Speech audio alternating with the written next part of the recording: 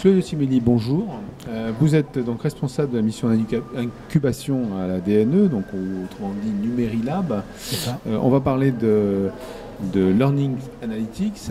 Donc en quoi la DNE, ou de quelle manière la DNE s'intéresse à ce Learning Analytics?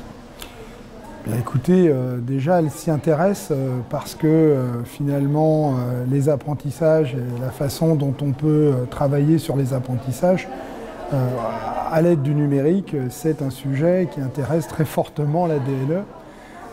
L'histoire, la petite histoire, c'est que dans les premiers appels à projets, il y a maintenant 3 ans, à AP1, à AP2, à AP3, il y a déjà eu en fait des solutions, des propositions qui sont venues en fait d'éditeurs et d'industriels de mise en œuvre d'outils d'analytics en fait, qui sont des outils au service finalement des apprentissages. Alors je ne vais pas les citer tous, mais il y a eu la cartographie des savoirs, il y a eu également en fait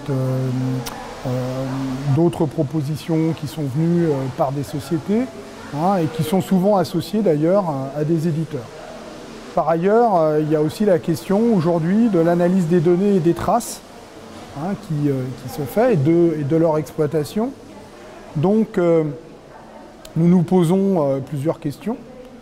Déjà, il y a une question qui est extrêmement forte sur l'intérêt de ces outils du point de vue des élèves et des enseignants, puisque globalement, les Learning Analytics, c'est une façon d'analyser ce que l'on est en train de faire, ou de bénéficier à la fois en fait, de l'analyse de traces et de données qui sont des données liées à l'apprentissage, pour à la fois étayer soit l'élève, soit étayer l'enseignant, pour que l'enseignant puisse aider l'élève et puisse lui permettre de parfaire un parcours de formation. Alors, bien entendu, dans ces données, il y a également des données au service de l'institution. Il y a des années que l'ADEPE analyse des données pour en fait permettre soit des actions de pilotage, soit des actions correctives, soit tout simplement des actions d'information en fait aux citoyens. Et donc les questions qu'on se pose, en fait, elles sont liées à l'évolution extrêmement rapide de ces domaines, notamment au niveau des solutions industrielles. On voit arriver notamment aux États-Unis beaucoup de sociétés qui utilisent on va dire les propriétés du Learning Analytics dans des réponses, dans des appels à projets. Si on regarde par exemple une Privacy Pledge qui est signée aux États-Unis par les entreprises pour dire qu'elles respectent le droit, etc., il y a environ 45 à 50 entreprises aujourd'hui qui travaillent en fait dans le domaine du Learning Analytics. Donc, je dirais, ce n'est pas qu'un phénomène anglo-saxon. En France, il y a un certain nombre d'entreprises que je ne veux pas citer non plus, dont certaines sont présentes aujourd'hui, qui travaillent dans ce domaine-là et qui réussissent, sans parler, on va dire, des grandes multinationales anglo-saxonnes. Ça veut dire que pour nous, en fait, il y a un certain nombre de vraies questions de fond. Première question de fond, il y a des questions qui sont liées à l'éthique et il y a également des questions qui sont liées au juridique. Voilà, ça, voilà. Mais il y a surtout aussi des questions de fond sur les bienfaits pour les élèves et les enseignants.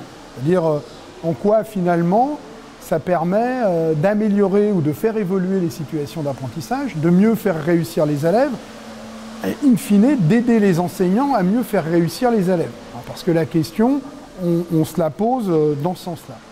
Alors ça veut dire que pour essayer d'avancer sur ce sujet, on a commencé à lancer en fait un certain nombre de travaux d'expérimentation en relation avec des laboratoires qui d'ailleurs, un certain nombre sont présents lors de ces journées.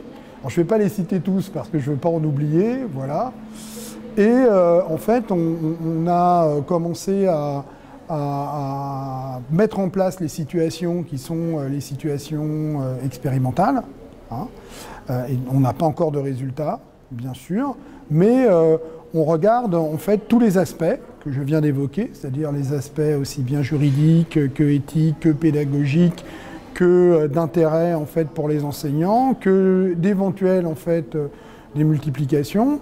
Et nos objectifs, ils sont à la fois de nous appuyer un petit peu sur l'état de l'art de la recherche pour arriver à avoir au niveau du ministère, pas un positionnement par rapport à ça, mais être en capacité à la fois d'avoir à un moment des recommandations, voire en fait des éléments pour élaborer des référentiels ou un certain nombre de guides, et éventuellement en fait des orientations pour de futurs marchés qui tiendraient compte en fait de ces éléments qui aujourd'hui sont un petit peu innovants, on va dire au niveau de ce qui nous arrive au niveau industriel essentiellement, et puis après dans les capacités de l'informatique, de traitement des données et d'analyse de ces données intelligentes, on va dire, par des algorithmes qui sont des algorithmes quelquefois adaptatifs et qui sont des algorithmes qui utilisent beaucoup l'intelligence artificielle.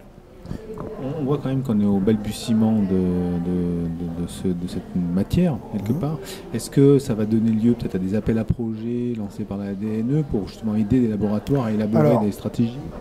C'est une très bonne question, puisque en fait la DNE, par le Numérilab, a lancé cette année un appel à projet au niveau des DAN. Alors, il faut savoir que les AAP ont vu arriver des réponses, comme je vous l'ai déjà dit, qui tenaient compte en fait de ces éléments. D'ailleurs, dans IFRAN, il y a un certain nombre de projets IFRAN qui intègrent en fait cet aspect learning analytics et relations entre learning analytics et sciences cognitives, par exemple.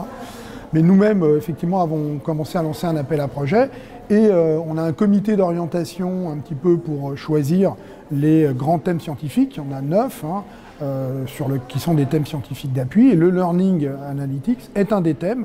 Il y aura certainement un groupe de travail national qui va travailler là-dessus sur 1 an ou 2 ans pour justement permettre d'élaborer les éléments que j'ai évoqués précédemment. Donc cet appel à projet, globalement, il verra il se finit, l'appel à projet se finit, je crois, autour du 26 ou du 28 septembre. Donc on va voir ce qui nous revient des académies. Mais c'est un premier geste.